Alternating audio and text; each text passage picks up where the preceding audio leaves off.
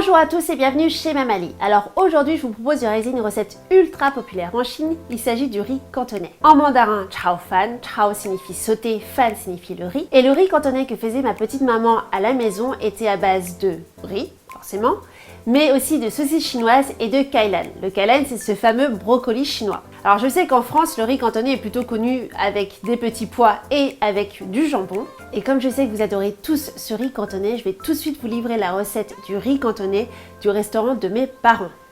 Pour 4 personnes, vous aurez besoin de 300 g de riz thaï parfumé, 4 tranches de jambon, 100 g de petits pois, une échalote, 2 gousses d'ail, 3 œufs, 3 cuillères à soupe de sauce de soja clair, 2 cuillères à soupe d'huile neutre et une pincée de poivre. Vous pouvez retrouver le récapitulatif de ces ingrédients dans la description en bas de la vidéo.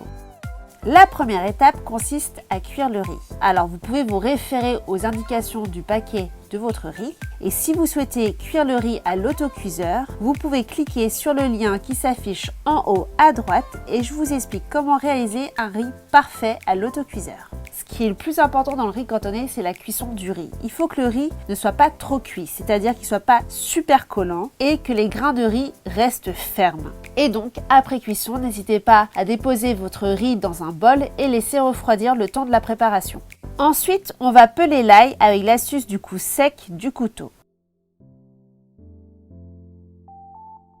On coupe les extrémités, on coupe la gousse en deux et on retire le germe. Ensuite, on émince d'un côté le plus finement possible, puis de l'autre. Et on hache sur tout le tas le plus finement possible, comme ceci. Maintenant, l'échalote. On coupe les extrémités. On va faire une petite incision sur la première couche pour retirer plus facilement la peau. Et ensuite, on pose le côté plat de l'échalote sur la planche. Et on émince le plus finement possible. Essayez d'obtenir des émincés d'échalote environ 1 mm d'épaisseur. Maintenant, le jambon. On va les couper en lanières d'environ 2 cm de largeur. Puis on coupe chaque lanière en deux à la moitié. Et ensuite, on superpose quelques moitiés de lanières. Et on va couper dans l'autre sens pour réaliser des dés de jambon d'environ 2 cm. Et vous allez voir que les dés de jambon se collent entre eux, donc il ne faut pas hésiter à les détacher à la main un par un. Ensuite, dans un bol, on va casser 3 œufs entiers et on va les battre. Vous n'avez pas besoin d'assaisonner les œufs. Maintenant que tout est prêt, on va passer à la cuisson. On va faire chauffer le wok ou la poêle à feu vif. Et quand le wok ou la poêle est assez chaud, on va verser l'huile et faire revenir l'ail et l'échalote. Dès qu'ils se colorent, on va baisser le feu à feu moyen. On les rabat sur un côté du wok et dans la zone vide, on va ajouter les œufs battus. Et maintenant, on va tout le temps remuer les œufs battus comme si on voulait réaliser des œufs brouillés et surtout pour obtenir des gros morceaux d'œufs. Lorsque les œufs sont quasi saisis, on va pouvoir ajouter le riz. Et vous allez voir que votre riz va se colorer, va prendre une très belle couleur jaune. Maintenant, on va rajouter les petits pois et on va mélanger le tout pour bien les incorporer dans le riz.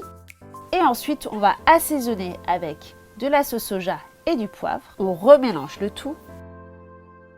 Et avant d'ajouter les dés de jambon, on va baisser le feu à feu doux. Et ensuite, ajouter les dés de jambon. Alors pourquoi les dés de jambon à la fin de cuisson? Tout simplement parce que le jambon est déjà cuit et que si on ajoutait tout au début de la cuisson, les dés de jambon seront totalement abîmés. On mélange le tout de manière homogène. Et voilà, on vient de réaliser un riz cantonais. Vous avez vu, c'est hyper simple et super facile à réaliser. Il ne reste plus qu'à le déguster et moi je vous dis bon appétit!